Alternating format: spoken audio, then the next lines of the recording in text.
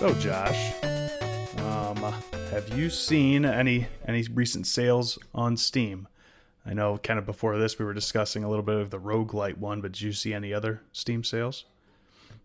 No, just the roguelike one. It was like it had like Souls likes and just like it's just basically CaptainDrachma sale, right? Yeah, I know. It says my name on it, basically. So Yeah, this game that I'm bringing today might have been affiliated with that, but the one, at least the way that I found it, was the Devolver sale. Did you see the Devolver sale? yeah. Oh, actually, I did. It was on the main page here whenever my Steam loaded up when I turned my computer on. So yeah, Yeah. So I guess before we even get into anything, like everyone should go check that out because there's all kinds of good games. Like I think it's up on like the 15th of May, maybe. So we should have plenty of time after this releases. But there's like some seriously good deals, and that is why I brought the game I did today. Of course, everybody knows End of the Gungeon is very near and dear to my heart.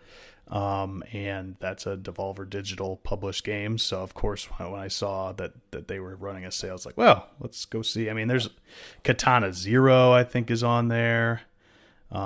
Inscription, Weird Yeah, West, Inscription. Loop Hero, Yeah. Death's Door. Death's Door. Yeah, I need to get that badly.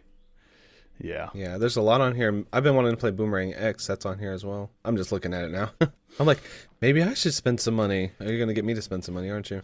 That is like a serious IndieQuest sale right there, man. There's so many good indie games that they published. So, yeah, I need to. I lately I've been like, I get in there and I'm trying to be a little more frugal, I guess. And so I don't just like buy a bundle of games or buy 10 games because whenever I've done that in the past, I'll buy the 10 games. I might play one of them and then I get back in the shop and start searching around again for something else and just shelve the rest of them until later. So I try to buy one at a time and play one at a time. I'm doing pretty good. Like I don't know, I'm fairly new to being on Steam or having a PC or being a PC gamer or whatever, but I probably have like, I don't know, between 20 and 30 games. I bet I've beaten 75% of them. So I feel like I'm doing pretty decent compared to the majority of people probably, but Yeah, like me, where I have the achievement. You got little achievements on your account, and it's like 1,000 plus games, and I'm like, how many of these have I actually beat? So you're doing better than me for sure. yeah. So Yeah. what have you been playing lately? I've been playing Rogue Legacy 2, and it is okay. So I mean, people probably know about Rogue Legacy. It's like kind of a Metroidvania or a gated progression game, but under the guise of like a roguelike, because you like play through the levels and you beat the bad guys. It's a platformer, and then and you die. You basically, your spawn has like random attributes, and you go through. And maybe I'm probably gonna bring this later for IndieQuest if I beat it, because like I really like the first one, and the sequel is just like the first one but more and better in my opinion so far. And the art style's better. Everything's just really good about it. Yeah, it's been addicting, like a nice loop. And it's nothing better than getting a roguelike where like when you go to that next run, you're like, I am better this time, or I have this cool new power that I didn't have before and I get to test it out this next run. Or you get like a random attribute, like there is like it's kind of silly humor, so there's like this wave attack that's basically a sound wave, where the character kind of puts its butt out and puts a little sound wave out, like to kill bad guys, which is silly. So I was like, I get to kill people with farts this time. Let's do it, and stuff like that. So, like, it's just goofy, silly, like the humor wise and the writing, and it does have a storyline, but the gameplay loop is just like one of those like, I'm going to pop in for like 3 runs real quick. And, that's like an hour time, maybe an hour and a half, depending on how far you get. And then, okay, I'm maybe not powerful enough to defeat the second boss right now. Cause like when I hit him, it's like no attack powers going down or health meters going down. So let's keep on leveling up my attack power for the next run, stuff like that. Yeah, so I did watch a short video. It wasn't really a review. I think it was just like it wasn't a preview. They had definitely played, but just kind of talking about it. and it's definitely up my alley, like something I should check out. I never played Rogue Legacy 1, so it definitely seems like my kind of game. It definitely is, and my suggestion is just to jump into 2. I don't think you need to play 1 because it's not like this like continuation of story. It's like they built upon the mechanics from the first one, and then they just added like more depth and more randomness in a good way, because it's roguelike. And then it's in the name, right? And like they added more classes too, so like when you spawn with your next inheritance, like not inheritance, but your next spawn. So say you die, you're like Sir Kimberly the First, and then Sir Kimberly the Second could be a mage that everything is blurry for them, so like the bad guys could be blurry, or you get like super high jump. They call one that's like plumber jumping or something like that. Jump like a plumber, and you can like jump higher, and things like that. Just like random attributes that get added. You get choice of 3 different characters each time you die, and as you unlock, you get like a skill tree, which is basically like building this castle out. And as you build this castle out, you get like new classes. Like there's a chef class, there's like an architect class, and like the classes have different attacks and different strengths. One has more mana, or one will have more strength and things like that. So each run is just unique, and you're like, okay, this time I'm gonna try to play chef and just see how far I can get with the frying pan. Let's go, stuff like that. Yeah, I definitely need to, because that is funny that you said that. When I watched that video, that is something that person said, was that it builds upon Rogue Legacy 1 enough to the point where it's almost like, it's not like a patched up version of Rogue Legacy 1 to make it prettier and better, but it basically makes the first one obsolete, is basically what he said. Like there's no reason to go back unless you really enjoy 2, then go back and play 1. But it builds upon it so much, and it's just that much better of an experience, and they had more resources that you might as well just play the second one, which is probably what I will end up doing at some point. And that's on sale right now too for $20, right? 25 $20. Yeah, $5 off. Yeah. And it's like the thing about it is we won't keep going on this forever, but like I think that everything's even better, like even the art style, because like when you look at the original Rogue Legacy, it's like it looks like a Flash game. Like it just looks kind of flat, kind of like, oh, they made this in like a budget constraint. You could see the budget constraints there. This one you could tell like there is like 25 layers of parallax scrolling, like and then like all these like nice little details. Everything's animated nicely, and I just think that they had time, because this was like an early access game, so they had time to like take fan feedback and then incorporate it and balance everything. And so far, just the progression, you feel more powerful each run because you just slowly unlock more things, and it's just like one of those nice. The first time you play it, you like get annihilated in like 4 rooms, and then like by like 2 or 3 hours in, you're like getting through the entire first area, like no problem, that type of feel. So. Nice. That is definitely something I'm going to be checking out soon. I kind of can't believe I haven't bought it yet. I don't know if it's because like I know at some point it'll be even cheaper than that, and I'm holding out or something. But anyway, that's something I'm going to get into in the future. I guess we haven't even mentioned it yet, Josh. This is IndieQuest and Steve. No, Steve's not here. He's not here. Yeah, just us. Yeah, that's interesting. Yeah, it's IndieQuest. Welcome, everybody. Celebration of the Indian obscure, like we want to say, our indie podcast. Yeah, it's just me and CaptainDrachma, Seth over here. I'm excited. It's just us two. We haven't talked on a podcast by ourselves, I don't think, ever. So that's nice. Well, we've definitely had some conversations in the Discord before, but never just me and you hanging out, doing some indie stuff. So this will be fun. Yeah. So remember the couple episodes ago, I was saying I am getting into board games. I did want to talk about a board game I've been playing a little bit, which can actually lead into a game I know you've been playing. I've been playing the Binding of Isaac 4 Souls board game. Really? Yeah. It's actually really interesting because I know we're not a board game podcast, but it does kind of tie in because I know you've been playing Binding of Isaac, and you have some thoughts about it probably down the line here, but it's basically Binding of Isaac, but competitive. It's kind of hard to describe because basically you get like Binding of Isaac's, if anybody doesn't know, it's a dungeon crawler roguelike where there's a bunch of random drops and a bunch of like really fucked up imagery, and it's just kind of a really it's a challenging. I wouldn't say it's an impossibly challenging twin stick shooter, and it's just a really fun game. I do actually enjoy it quite a bit. So my partner bought us that game, that which is the card game version, which Edmund McMullen, who created Binding of Isaac, kickstarted, and it was like a successful Kickstarter and everything.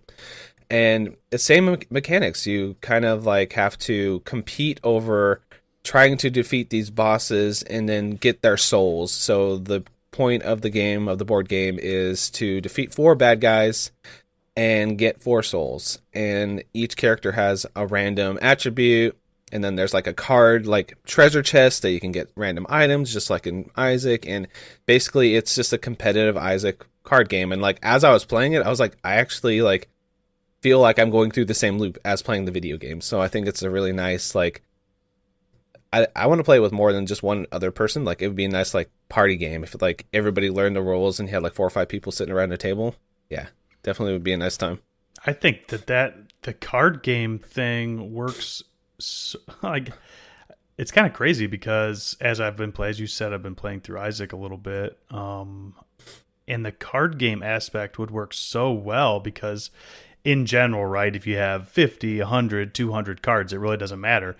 You never know. I don't know exactly how this is played, but you never know exactly what you're going to draw next, right? And that is just how Isaac is. Like it's like a stack of 250 just like random things that you could get that you can like put in your basically your inventory, and then like, okay, this round I can like steal something from somebody. You know, it's just all just random things, and like it kind of the rules like change every time you play because there's so much variety there, just like, you know, a roguelike. That's funny. Yeah, that's awesome. Like that works so well. That's not something I would have thought about, but I haven't even played it, and I imagine it works extremely well because just the randomness of Isaac and the randomness of a card game like that, like, you know, like Uno, you never know what you're going to pick up next. Like and that just works so well with Isaac, or that is Isaac, right? So that works so well in that transition to a card game. So that's awesome. I would definitely love to try that. Yeah, and speaking of Isaac's, like you said, you've been playing it. What's your opinion of it? Like, it's kind of one of those. I feel like it's a classic indie at this point. Like, it's been iterated on so many times. Like, there's been so many expansions for it with all those random elements. You play like the most modern version, I'm assuming, right? Like, I think it's called Afterbirth or something. I'm not sure. Rebirth. I think Rebirth. Afterbirth is a DLC. I think. Which I think was free. I think it's free. I think it's already in there, but I did get to credits once, so I have quote unquote beat the game. Yes, so I got the beat, right? But I think and kind of we talked prior to this, but I think that in order to bring it here, I need a lot more experience with the game because it's one of those games like there are people who play this game for 1,000 hours and still don't see everything you need to see. Like I've heard where you technically need to 100% the game with 3 different save files in order to get the actual ending. So it's just the amount of hours you have to actually spend with this game. I've spent like 5, and maybe that's pretty solid to beat the game. And yeah, I think it was like 3.5 hours I beat it. And you know, I have the Gungeon experience and Souls experience. So like Isaac's definitely hard. And sometimes it's hard in not a fun way where it's just random to a point where it's like I really screwed myself here because I don't know what these items do, and I just keep picking everything up because I don't know what they do. It's like it doesn't really tell me what they are. It's just like a couple pixels on the screen. I grab it, turns out it was actually a bad thing, and now I'm screwed for this run, or it's going to be harder for me. But yeah, in general, it's a super fun game. It's super addictive, and it's like the loop. Yeah, just like those games always are, right? Like Gungeon and things like that. That loop is super addictive to just jump back in. Oh, I died. Okay, jump back in. There's so many characters to choose from that you can unlock, so it's like you can constantly change up your style. But yeah, it's really fun. It's just, and honestly, I've played it enough to be able to say what I have. But I think to actually give a firm like this is a great game, or this is a good game, or this is an okay game.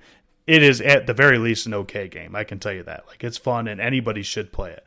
But I haven't seen enough of it to I think have a solid opinion of it yet. So yeah, I haven't been into it since like a first edition of it. Like They actually had an edition that was made in Flash originally, and that's the one I played the most, and I beat that a few times, and I have played the subsequent releases when they come out, but I have like I'll get like a beat, or I'll get like close to the end of one, and like you said, I'll get like an attack, like some new power up I never heard of, like, oh, this one's gonna give me a curse that damages me every time I enter a new room, and you're like, okay, well, I don't have that much health, so I have like 2 rooms and I'm dead. Yep. You know, things like that. You know, and it's like, okay, it damaged me. It's just like, yeah, they can have, there's negative and positive effects to these power ups, so you never know. But I do think it's a really interesting and fun game, and I think we should bring it, well, when you finish up, bring it here, and we'll have like a more in depth conversation about it. I think that'd be nice. Yeah, I guess the one I would definitely love to do that. The one negative, the thing I actually just hate about Isaac, is the 4-directional shooting, man. Like, I just can't. There's certain times where it's like you have to just be in the right place to get your tears to hit the enemy, and it just feels kind of clunky, I guess, compared to some more modern games, which it's kind of crazy, right? Binding of Isaac came out initially in 2011, and sometimes I think about that, and I mean, I think that some people consider anything 10 to 15 years old as retro or something. So it's just crazy to think that Isaac or Super Meat Boy are retro games at this point. It makes me feel very old, but I can definitely tell that it's from an earlier time, I guess, or maybe they didn't have quite the funds. They had beaten or made Super Meat Boy prior to Isaac, right? Same guy, same people made it, but so they should have had some resources to do it. But you can just tell like the amount of polish that has gone into indie games in general since that time has definitely elevated. So it's hard to compare it to Gungeon, where you can like dodge roll and like you can shoot any direction, and yeah, you get like kick down tables and things. Yep. I played Gungeon too. Like I'm very terrible at Gungeon. It's one of those like I've played it, but like I don't think I'll ever beat it type of games. But yeah, shout out really quick, little early plug. Alex, our buddy SNES Drunk, just did a video on Enter the Gungeon on Thursday, and if anybody wants to go and watch me play Gungeon, you can go watch that video. If anybody who is listening who hasn't already seen that video, but I gave some of my gameplay footage for that, and it was super fun and super cool to be able to see myself rolling around shooting things on YouTube. So that was fun. That's awesome. Yeah, I remember somebody mentioning it, and I watched the video and enjoyed it. So yeah. Any other games you've been playing? Any other things on your mind in the indie world before we jump into our picks today? I don't think so. I beat Echo Jr. this week. I don't even know what that is. Echo the Dolphin. You know what Echo the Dolphin is? Oh, Echo the Dolphin. Okay, yeah. But it's Echo Jr. So like the kids version of Echo the Dolphin. So like there is no fail state. It's so easy, and it was kind of boring. But hey, it was made in 1995, so I added that to my Polykill. Okay. List. Your list. You did Yeah, a list. yeah. Nice. Yeah. I've been playing Elden Ring, but that's not indie talk. I mean, I've been enjoying it. That's another one of those extremely huge time investment games. So, yeah, it certainly is. It seems like the time flies by sometimes when you're playing it, but yeah, I mean, it just takes. I mean, you got at least 70 to 80 hours in it if you're going to see it through. So, I'm like maybe 8 hours in. So yeah, barely scratched the surface of anything. So yeah. Well, I'm going to let you do the first indie pick today. What we do on IndieQuest is we bring indie games to add to our ever-growing list of indie games. It's also glowing. It is glowing. Yeah, it's beautiful. It's shiny. There's 2 sections to it, the main quest and the side quest. The main quest is the game that is just a huge recommendation, like you should go out and play it right away. And the side quest is still a fantastic game, but we have little caveats to it and things that you might want to take into consideration before you download it. But we don't bring any negative games here. We don't bring any games we dislike. This is all positive, and the quest log is just a huge resource for you to find some awesome indie games. So, why don't you tell us what your first pick is today, Drachma? So, I alluded to it a little bit before, but this is a Devolver published game. I brought Titan Souls. Have you played Titan Souls, Josh? Yeah, it's the developer made a recent game. What game was it? Oh, now my brain's not working. Developed by Acid Nerve. I'm not sure, honestly. Go ahead. I definitely have played the game, but this is up your alley. I know for sure. Why don't you just tell everybody what it's all about? So, like we were saying, it's developed by Acid Nerve, published by Devolver Digital. It is currently on sale, like we were talking about. The nice thing is, it is on sale for $1.50. Like, there's no reason to not go pick this game up. Like for a little over $1. Like, just don't get a double cheeseburger today, and you're good to go. So. But yeah, so it came out in 2015 on Windows, of course. That's where I played it on Steam, PS4, Vita, and on Android. And I cannot believe anybody could play this game on their phone. But if you are a stronger soul than me, then go ahead and try. But Does it have like on-screen controls? I can imagine them rolling. Yeah. I mean, That'd game, be impossible. We're going to get into it. It's fairly basic. Like, there's not a whole lot of control that you have based on what the gameplay is, but I just cannot imagine trying to do it on my phone. That would just be wild. And I did look the developer up. They made Death's Door. That's their second game. So this was like the first game before they made Death's Door. Yeah, so. Really? Oh, man, Yep. I really need to play Death's Door. That's awesome. Yep. Okay, so a little bit of overview of what it's kind of about or what it's like, right? So it's basically a top-down 16-bit adventure, but mostly boss rush game. So honestly, it takes like the adventure style, but you don't really adventure very much. You kind of just walk from boss to boss. And sometimes there's a little bit more of a walk than other times, right? Sometimes the bosses are fairly close to each other. You just got to walk to their rooms, but also sometimes like you got to kind of venture out and find the bosses, right? So it really reminds me a lot of Shadow of the Colossus, which came out on PS2 and was re-released several times. Basically, you have to hit the boss one time in its weak spot, right? And that's how you beat it. So you basically play as like this archer, hero. I think they refer to you as just the hero or something. But you have a bow and arrow. You have one arrow, and you run around the world trying to just find every boss that you can and kill them.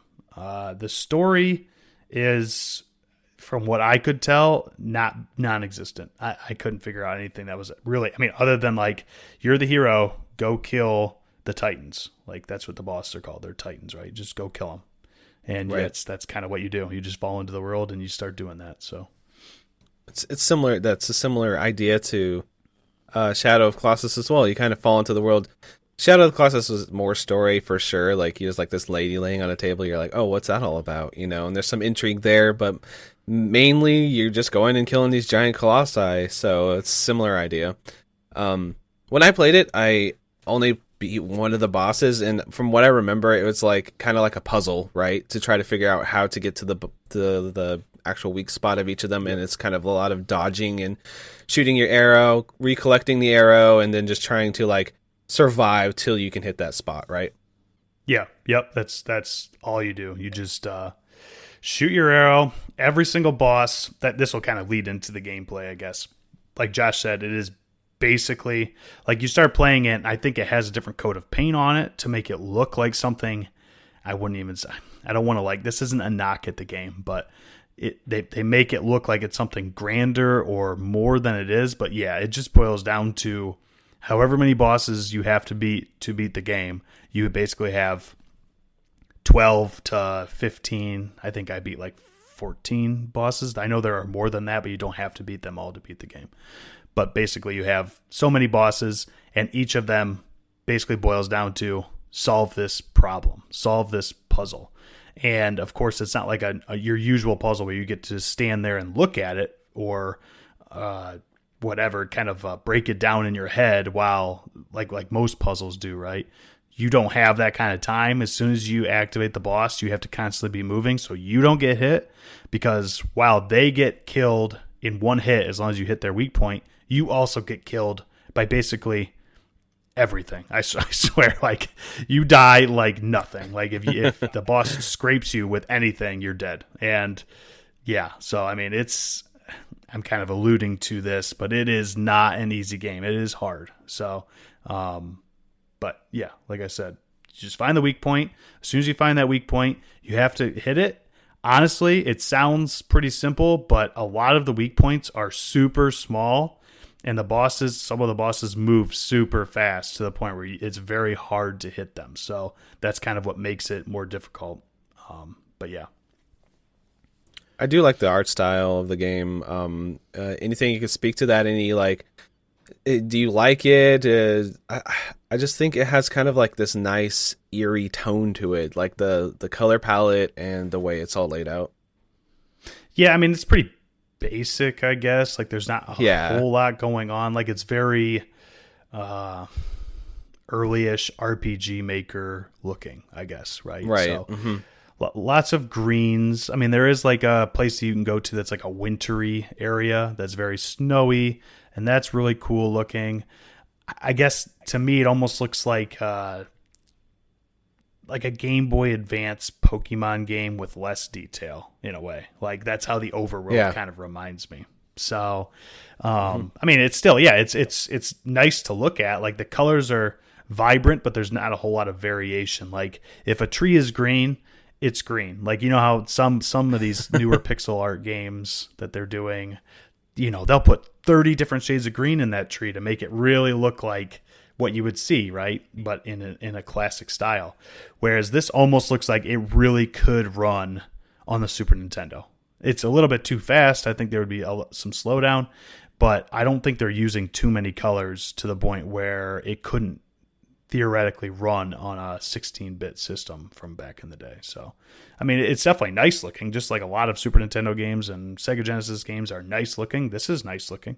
It just, it's not the most vibrant or complicated graphical style, even for this type of pixel art that I've ever seen, right, for sure. So, yeah. So you're the hard game fanatic. You love the hard games. You love the challenge.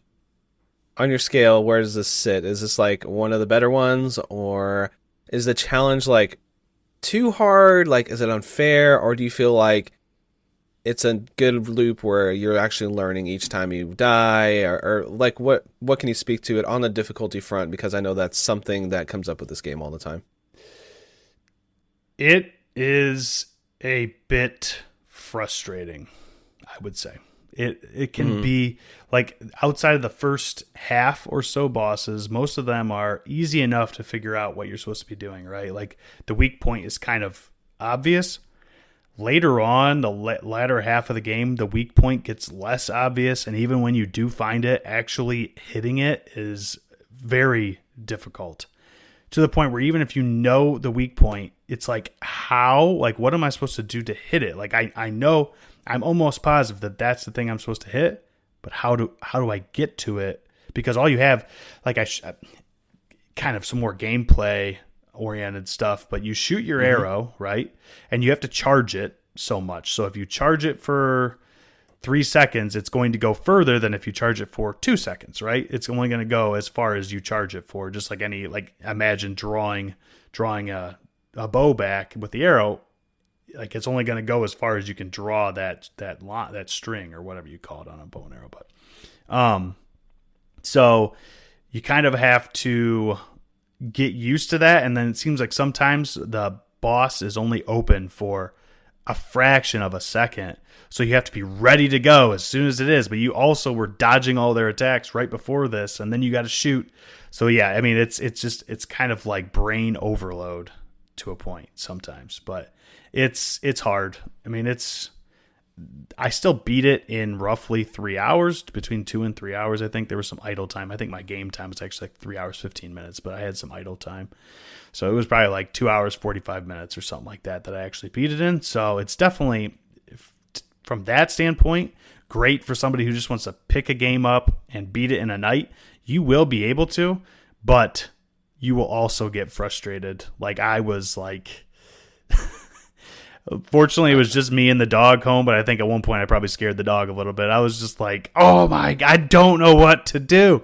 And there were definitely points when I looked stuff up because it's like, am I doing this wrong? I don't know what to do. Like, I am pretty sure I know what I'm doing, but I'm getting too frustrated to the point where I'm just going to watch somebody else do it really quick. And the funny thing is, you can beat all these bosses in like, literally, if you know what you're doing, you can beat them in like 10 seconds. 15 seconds. But you just have to, the pattern has to just be perfect and you move yourself to that place. So I would watch a couple people do it. And even after I'd watch them do it, I would still stumble with it for a couple times before I finally got it. So it's hard. It's really hard. It's one of the hard, honestly, probably one of the hardest, especially game that you can beat in 3 hours. One of the hardest short games I've ever beaten for sure, without a doubt. So Are you just that good that it's short? Like, if somebody was, like, not good at this type of game, like, do you think it would take them longer? Or is it just, you're just a beast? Like, no. I got this in 3 hours. I think that the majority of people should be able to beat it between 2 and probably 5 hours. 5 hours Okay. if you're really not skilled, I guess, at these kinds of games where you're moving around a lot, and honestly, your character does not move very fast. So there's a dodge roll. There is a dodge roll. But unlike Gungeon, it does not give you iframes.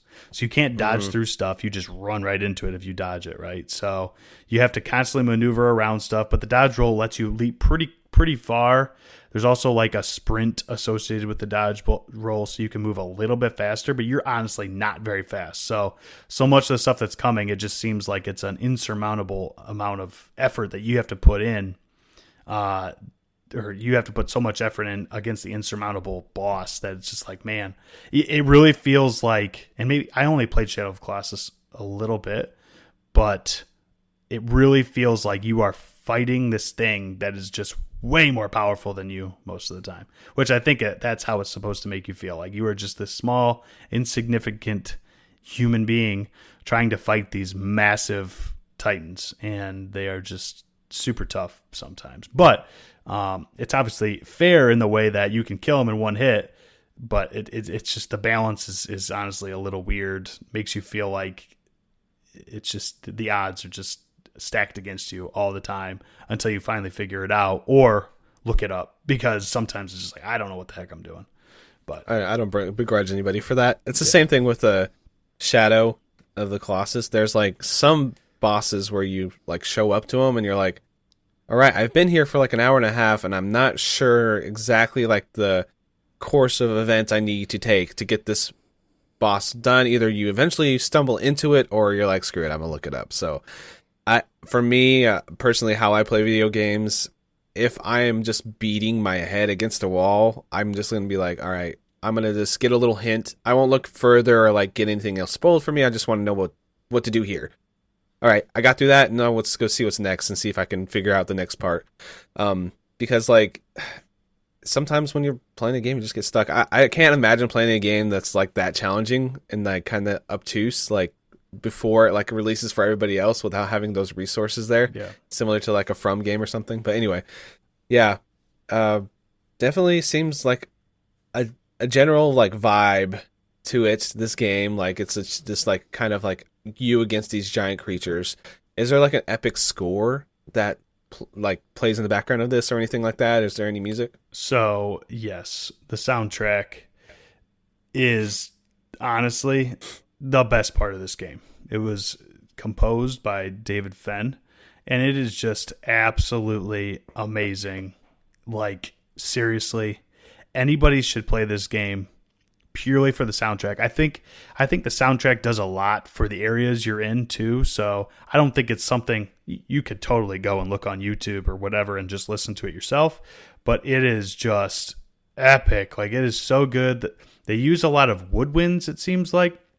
I don't have a very musical ear, as I've explained in the past, but just it's very airy and floaty at certain points, but it just goes so well with what you're doing in the world. It's almost like you can just tell like that you're going up against these massive creatures, and it's just this epic, adventurous soundtrack. I can't put into words. Like it's so good. Like honestly, probably top 5 favorite soundtrack ever, and it's for this little Damn. Titan Souls game that cost me $1.50. I mean, it is so good. The music is just fantastic, and I want to have an OST episode sooner rather than later, so I can bring one of these songs to it again. Like, it's just, oh, it was so good. I'm so happy I like discovered it the way I did. So yeah, it's awesome. You love to see that when you're playing a game like that, and like the music stands out that good to you. Like, it's something about it. I mean, there's something to like minimalistic with no music, like a game, but like when you get there and you're accomplishing these huge tasks against like this epic, amazing score, yeah, there's nothing better than that, you know. So. Yeah, no, it's so good and worth it, worth the price of admission for the soundtrack itself. Like, so good. So $2 too, right? You said right now, yeah, so $1.50. I mean, you might as well just jump on it. If it sits in your Steam library, then hey, you only wasted $1.50 on it. It's so worth it for that. So, I guess that brings me to my final thoughts and then where I'm putting it on the quest log. So I think most of what I had for kind of cappers we've already discussed, right? But super hard. A little bit feels unfair at times, like there's just something there that you're not quite getting, and I'll just have an example. There is a boss that you think that the weak point is on its tail, but you're not sure. So I end up having to look it up because it's like, what if I'm shooting the wrong thing? It seems like my arrow just keeps bouncing off, right? So the reference I thought of is, I think, Queen Goma in Ocarina of Time, which is the boss, the first boss in the Deku Tree, right, with the big eye. And you figure out pretty easily that the eye is probably the weak point, right? And then when she opens her eye and you hit it, she like staggers and it lights up, right? So I think that is something about this game that definitely kind of detracts, or maybe these types of games in general, is just how much trial and error has to go into it. Like, you're pretty sure that that's the weak point, but that's why Zelda does it well, right?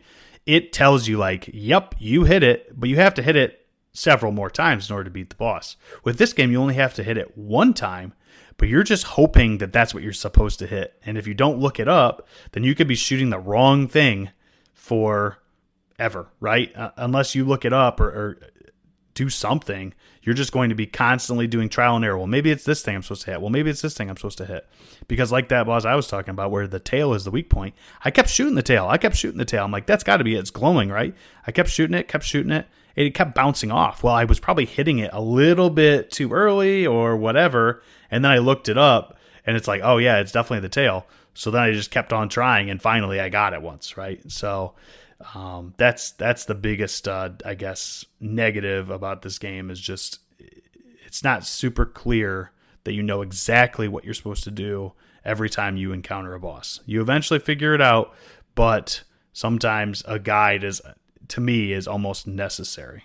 So is that aha moment when you hit that boss like good though, like satisfying when you discover it yourself? It is, especially like the first half. It's like, oh, cool, you know, but I guess you think of an aha moment as being, oh, I figured it out. Now I know what to do to beat this challenge or whatever, right? Especially in video games, you have the aha moment where it's a little bit puzzling, but then you figure it out. It's like, oh, nice. Now I can move my characters or do the thing where I'm like Into the Breach, right? You have aha moments with Into the Breach, which I brought in an earlier episode.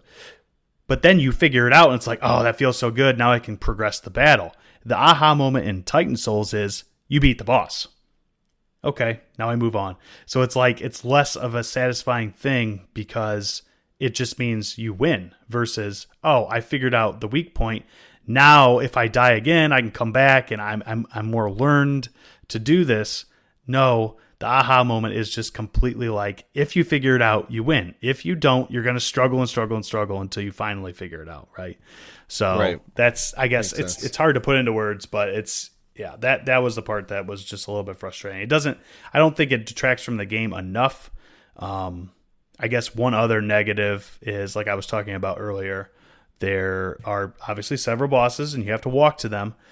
Some of it is just feels like super filler-y, like where a boss is just needlessly far away from another boss for no reason. And all you're really doing is running there most of the time. There's some small puzzles you have to do every once in a while, but for the most part, all you're doing is running and trying to find the next boss. There's nothing to do in between. It's just open world. It's almost like open world in that way, where it's like all I'm doing is running across a field trying to find the next boss, and then when I finally do, I can fight him. But why did I just have to spend a minute and a half running across this field to another door? That is the Shadow of the Colossus thing echoing again, because like half of the game or part of the game of that is you just going through this giant huge world just to fight another boss. So I think it's just taking that inspiration, most likely. Yeah, and every time you die too, there's like these little checkpoints that you start at and you have to run to the boss. Well, each time you die, you have, it's not crazy amount, 10 to 15 to 20 seconds. You respawn, you run back in. But you die a lot. Like I probably died 120, 130, 140 times or something like that throughout my playthrough. Mm-hmm. And so as I'm running, like especially if this boss just keeps kicking your butt, it gets super repetitive. Like, why can't I just respawn? Like recently I've been playing Ease games, right? A lot of the newer Ease games, especially the 2D ones, as soon as you die, they're like, do you just want to reset right in the boss and try again? Like, yeah, I want to reset right in the boss. I don't want to run here every single time. It does nothing for the game. It just makes me mad. Like, so just, reset me inside the boss. I'm coming back here anyway. And nothing is like, it's not like Dark Souls where I have to fight through a wave of enemies before I get back to the boss. All I'm doing is running there. So just let me do it. So, but I'm ranting a little bit. I do still believe it's a good game, but, especially because of the music, but okay. Yeah, like how good of a game is it then? That's the question here. Is it a side quest or a main quest? That leads us to the quest log. I definitely, as most people might have imagined at this point, would put it on as a side quest. It's a fun game. It's got amazing music. It's not very long. So, I mean, no matter how skilled or unskilled you are, you should be able to beat this game in a relatively short amount of time. It's just, as I've kind of stated, it can be a little bit frustrating with the difficulty. Sometimes it's not a fun difficult. I like difficult and challenging games. Sometimes it's not super rewarding difficulty. So that kind of detracts from it. But still a side quest, still a great game. I think that it's a very great game if you just want something to play in a night or two. You want something to go through that's going to test your mettle a little bit. It's great for that. You're going to get through it. If you're having a hard time, look it up. Like I don't think it's the end of the world. Definitely try it a few times. Don't look up every boss or else you're spoiling it for yourself a little bit. But if you're having a hard time, you've beat your head against the wall a few times and it's just like, okay, I don't think there's any shame in just jumping on YouTube or getting in a walkthrough and somebody explaining it a little bit. Like, oh, that's what I'm supposed to be hitting. I didn't know that this whole time. Okay, that makes more sense. So awesome. Nice little side quest, a cozy side quest. It looks like. It's the music alone. Oh, the music is so good. So if you're in the mood for that challenging but fun, a little bite-sized game, check it out. Absolutely. Cool. It looks like it's my turn, huh? I'm bring a game. Very excited to hear what you've brought for us today, Josh. Oh yeah. Have you ever heard of a little game called Nidhogg? I have heard of a little game called Nidhogg, but I've never played that little game. So I brought the sequel to Nidhogg, Nidhogg 2. Developer is Messhoff Games. This is a weird game, a little bit. It's a fighting game, and I'm not a fighting game guy, but this is a different style of fighting game, so it takes a little bit of context for what Nidhogg 1 is to explain 2. So basically what Nidhogg 1 is kind of like I'd say less than 8-bit style game, like maybe I guess 4-bit. It looks like an Atari game almost. And you're sword fighters and you are fighting the guy, you impale him or whatever, and there are screens you move across to get to the very end screen. And every time you kill a guy, you get to the next screen. And basically it's kind of a tug of war who can get to their end screen on a 2D plane left and right first. So what Nidhogg 2 did is made a 16-bit style version of it with a lot more depth and the craziest and weirdest art style you've ever seen. It is basically like a Ren and Stimpy cartoon smashed together with a SNES game, and I freaking love the art style for this game. It's just awesome. And so basically the main concept of the game is you start in a map, and there are two dudes, you versus another character, and you start with like a random weapon, and basically the concept is I'm going to stab this dude, I'm going to get around them, by all means necessary to get to the next frame or next screen. So at the top there's actually like little like squares indicating how many frames or screens to get to the end of the other side of the stage. So say I am player 1 and I have to go to the right.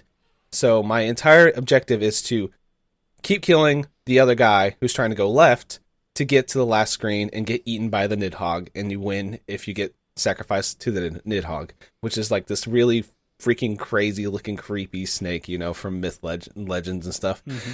And so you got many different weapons to choose from. You get like a great sword, you get like a small little dagger that you can throw. You can throw your weapons as well. You can roll under people. You can use your fist and just stomp on people's heads. It is super gory, but the gore is colorful. It's like purples and pinks and greens and things like that when you smash people's heads or stab them or whatever. And they make little cartoonishly like little sounds. It's just like the style of it. Like watch just like 2 minutes of gameplay or 2 seconds of gameplay. You're going to see how just ridiculous the style of it is. And it's just a really fun game because like when you start off, it's all random. So like say I start off with like a bow and arrow. I shoot the person with the bow. I throw the bow and I see a great sword on the ground. That's just like a random drop. I can roll and pick up the great sword. Now I have a great sword. And then each time somebody dies, they'll spawn in front of you again. So you basically just have to fight them again, fight them again, fight them again, and fight them again until you get to the end. And I hit them with the great sword. Hit them with the great sword again when they spawn like 3 or 4 times. And then they get a dagger, hit me with the dagger. They start running towards their side. So basically what you're trying to do is outsmart and outmaneuver the other character as you get through the game. And it's just like a really unique take on a fighting game. So you said there's the grid up top, right? So I'm not entirely sure how it looks, but let's say you have eight squares to get to the Nidhogg. You said it's the same character you fight for all 8 of them? Yeah, it's a versus game, so you'll be playing like the computer or like, you know, your partner sitting next to you, whoever you're fighting against. And they will just keep respawning in. You have to basically keep fighting them and try to basically outmaneuver them as many screens as there is to get through. So if you get to the 5th screen and then they kill you, you just go back a screen? Yeah, like they take over control of the screen. Like the colors will actually change to their color, and then they're like, okay, it's my turn. Now I'm scrolling my direction. So when you kill somebody, it'll change the direction of the scrolling. So you're trying to scroll whatever direction basically you're assigned. So if you're player 2, you're going to be going left. Player 1, you're going to be going right. So we might be getting into gameplay a little bit more here, but do you have a life bar? Do you guys have life bars, or is it like a one hit kill? It's a one hit kill. It's like cool. you stab somebody, they're dead.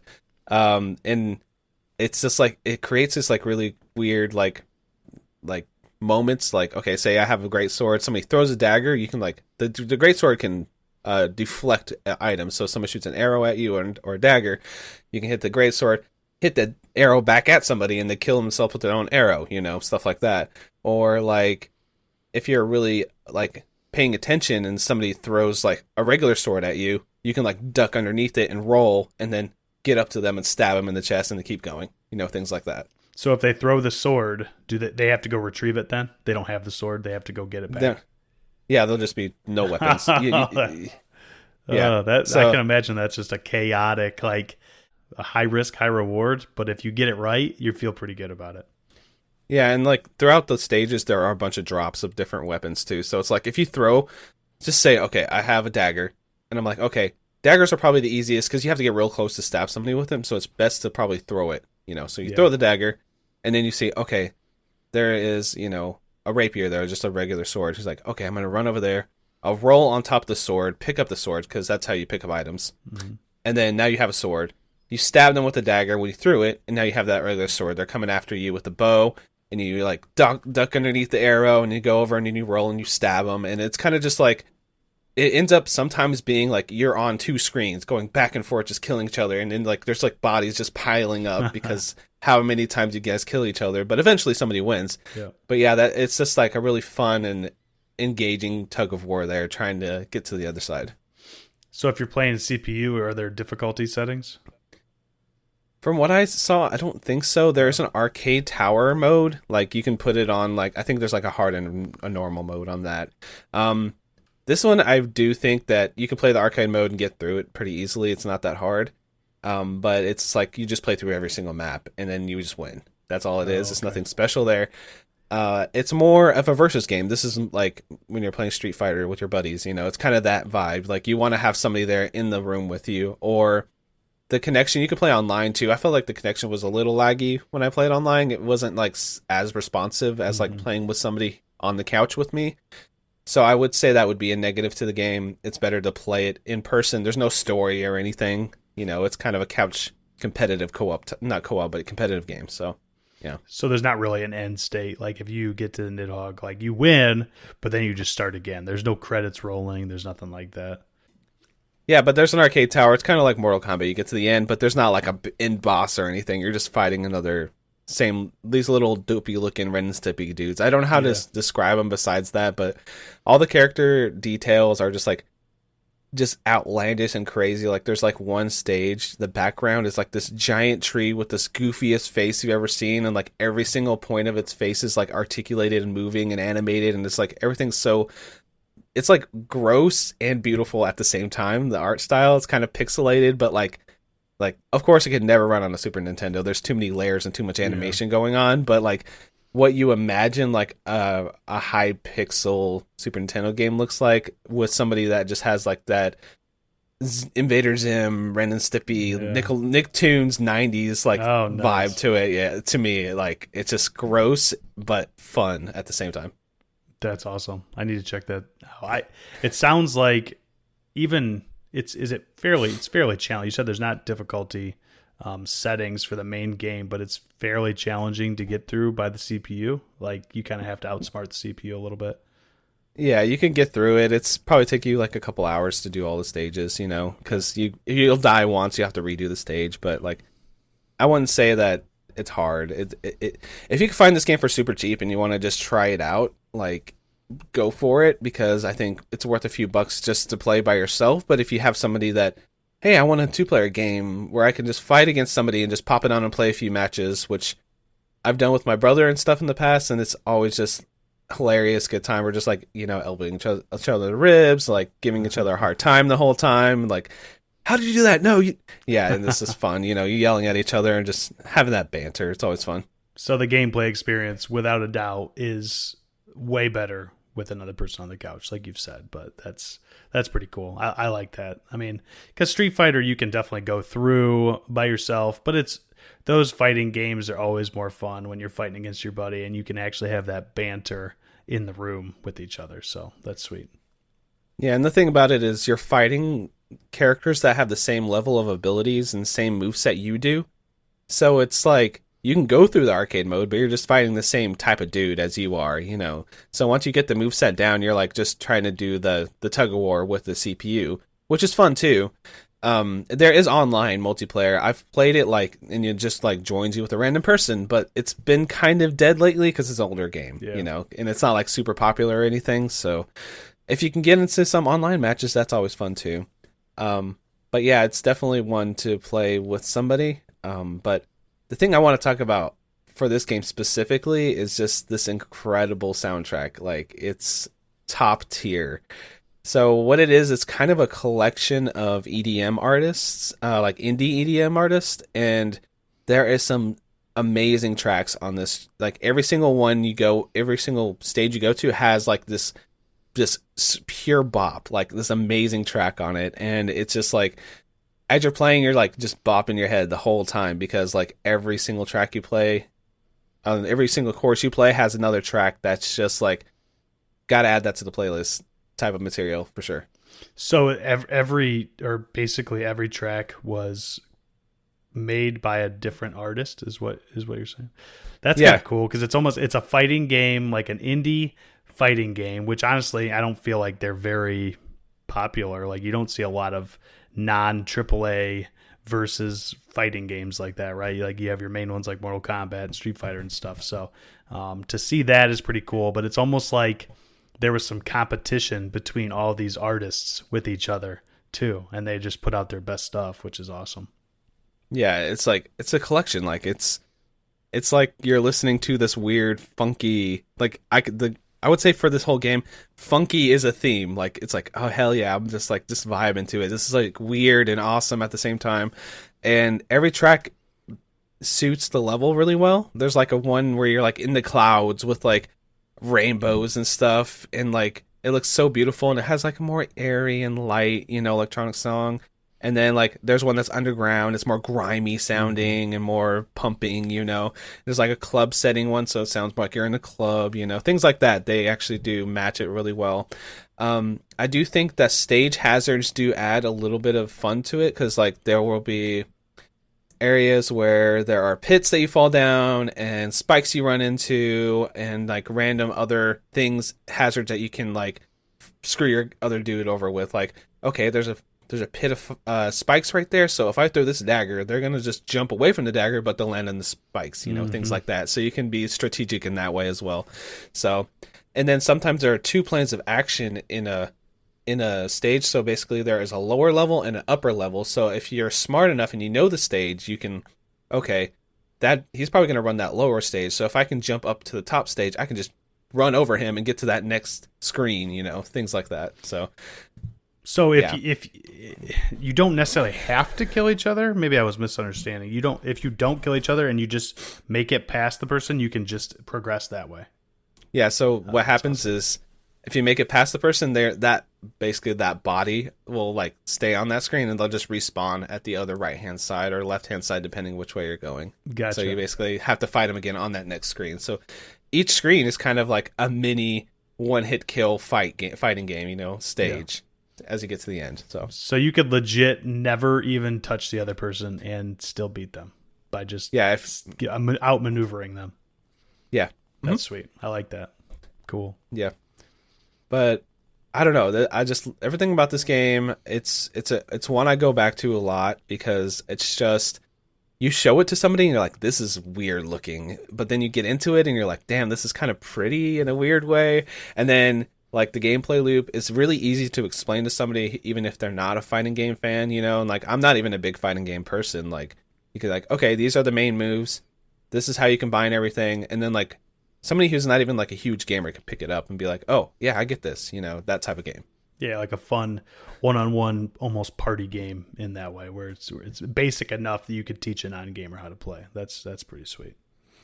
Yeah, so I mean, there's not really many negatives to the game. The main thing I would say for me is I do wish there was like a single player mode where you're fighting, like, because I would love to see like what bosses would look like in this art style, but they don't have that. It's just, you're fighting dudes all the way up to the end, and that's it. But hey, it's still a good time, and for me, a solid game. And yeah, I guess I don't really have a lot more to say about it. There's not much else to say. Just, it's a really fun fighting game, and can put it on as a really solid.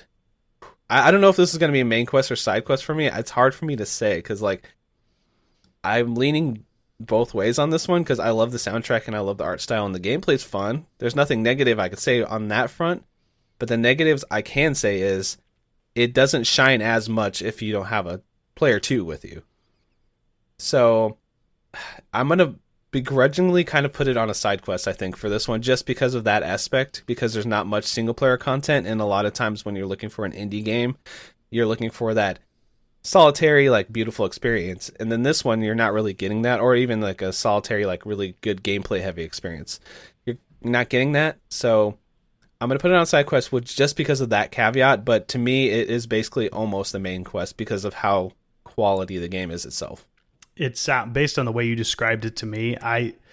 I was thinking the entire time you were going to end up making it a side quest. So regardless of, okay. I mean, I understand that it's probably good enough to be a main quest, but purely because of the amount of content that it offers in general. But of course, for a single player experience, which, like you said, that's why a lot of us like to enjoy our games. I could see it where it would be a pretty solid side quest, but That if I were to guess before you said it, that's what I would have guessed. So I'm glad I was Cool. accurate in that. Yeah, it's like one of those like it's hard for me to put anything on the side quest, but it's still positive. Like it's still a recommendation. It's just like you said, there's not much content. I think there's like 15 stages. You can change the outfits of your dudes to make them look differently. That's about it though. You kind of give them a goofy outfit and then you just fight each other on these 15 stages with different hazards, like I say, different levels and things to jump on, different styles, awesome music. I recommend pulling up the soundtrack and just listening to it. Like it's that good. So I think we picked two awesome soundtracks this episode, if anything. So check out the music for it. It has some really interesting and weird songs, but usually you're just gonna be tapping your toes like as you listen. So yeah, it's a side quest, but like to me, if it had just that little bit of extra to it, it would have been a main quest. But it's definitely still a recommendation for me. Well, maybe Nidhogg 3, they'll actually have like a solid single-player campaign experience where you can go through and fight, like you said, different bosses at the end. That would be sweet. Like that would be definitely a cool...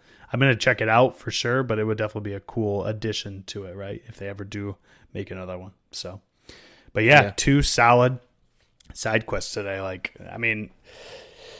It's not always a bad thing, like you guys have always said on this show about bringing. Just because it's side quest doesn't mean it's a bad game, and neither one of these games are at all bad games. They're just either maybe a little bit too frustrating, and I could see where some people would really bounce off of the game I brought, or yours doesn't have as much content as some other games have, but doesn't mean they're bad games.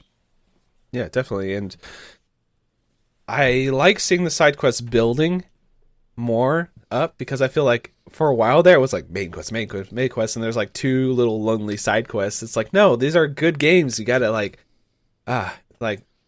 main quest games are the upper echelon. Like these are the games like with a bullet, we would recommend them today, tomorrow, and 10 years from now type of thing. So these side quests I would still recommend Nidhogg 2 anytime, but then I would go into the explainer like this and that and this and that. So yeah.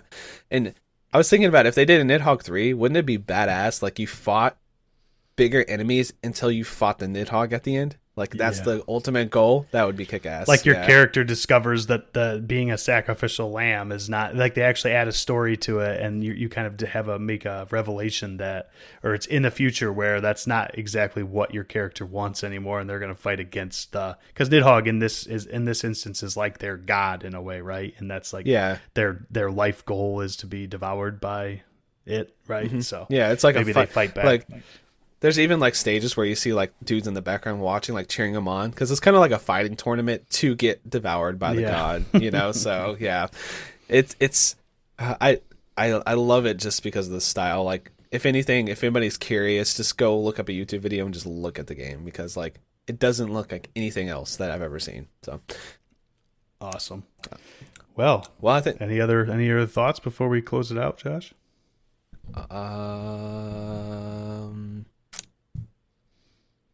Grilled cheese sounds really good right now. It is.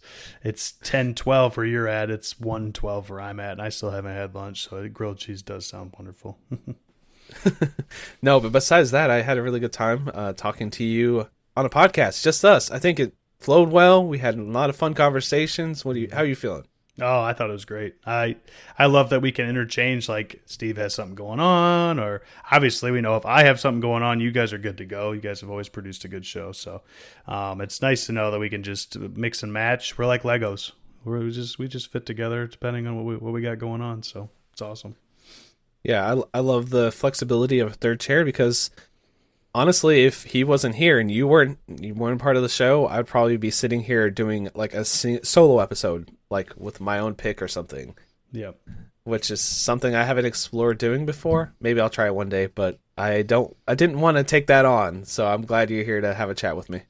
I think the banter back and forth about games. You've played a little bit of Titan Souls. I haven't played Nidhogg 2, but I love being able to listen to how you describe a game, and then it paints a picture in my head, right? And then it's like, well, I wonder, like, based on my previous experiences, I wonder if it's like this or it's like that. And I love that back and forth that this show provides. Hopefully everybody else loves it too.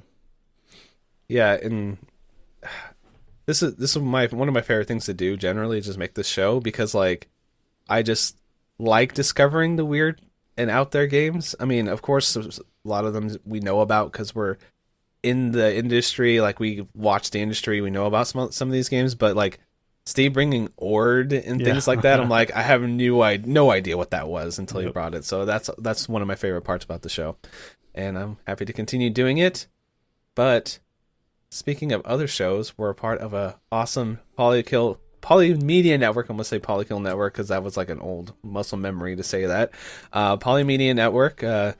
There's a bunch of awesome shows there. You want to tell the folks about a couple of them that you like? Absolutely. You mentioned Polykill, which is where our other co-hosts, Steve and Trav, the godfather of the Polymedia Network there, both basically talk about games that they're playing and beating, and talking about what listeners of Polykill are beating, and reading through beat tweets. It's a super fun show. So there's also PD's Power Hour, where our good friend Michelle talks about making beverages, drinking beverages with guests. So that's awesome. If you ever want to learn about what is in your glass and the alcohol that is on the shelves at stores and how it got there. So. Yeah, and we have 2 more shows I want to tell you about. We've got Tales of the Lesser Medium. If you're playing a video game and you don't care about the story, go listen to Trav and Caleb tell you the story in hilarious fashion, and they usually add their own flair. Well, they always add their own flair, and it's always a good time. And then we got Alex Snestrunk and Trav Nesfriend getting together to make Drunk Friend, a show that they interview a lot of cool people. They interviewed what's the dude's name from MagFest? They did that recently. Dak Croach. And, yeah, Greg Cifaldi, a bunch of other just fantastic people from the industry and otherwise, if you want to hear about their lives. And of course, the Trav and Alex banter is always hilarious too. It is hilarious. Yes, I concur. Well, where can they find you on the good old interwebs if they want to find you and follow you? Can find me at CaptainDrachma on Twitter, and like I always say, I am a frequenter of the Polykill Discord, so just come and jump in there if you get a chance. Talk to me and my co-host Josh and Steve too. Yeah, we're talking about alcohol in the sauce life. If you want to get fit, you can get fit. If you want to talk about Elden Ring, there's an Elden Ring chat. If you want to talk about gaming, whatever you want to talk about, go over to the Discord and just have an awesome chat. It's one of those things. It's my place I check in the most. I feel like online is the Polykill Discord. So it's always good to, even if you're not participating in the chat, like read the backlog just to see what people are talking about. Yeah, I do that a lot too. Just see what Berger and Dylan are fighting about today. Like they're always having some discussion. So. Yeah. And you can find me on the internet at Frantic Society on Twitter. I do other podcasts, which everything's kind of on hiatus till I figure all those out. But for now, this is my main source of awesomeness.